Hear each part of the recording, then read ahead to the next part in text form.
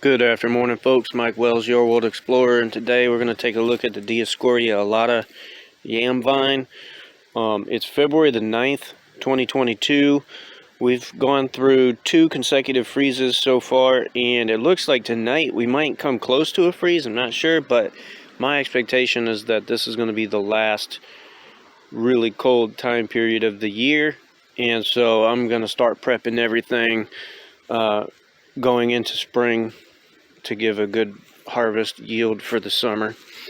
So anyhow, this is the Dioscorea Alata vine. It has finally given away to the weather elements. So we look down here, all the yellowing of the leaves, very evident.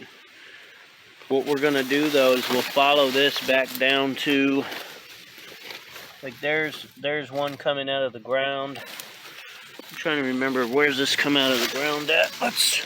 Let's pull. Okay, so it comes out of the ground from right there.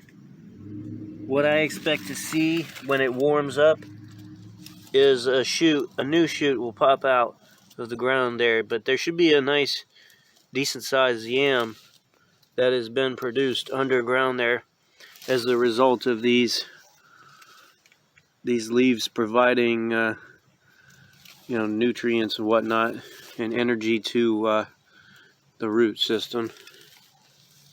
So we'll see. I'll uncover it a little bit in maybe like a month from now, just to see how big it is. But yeah, this summer is going to be insane for production. Now, interestingly enough, we have some of the clippings. They're still green.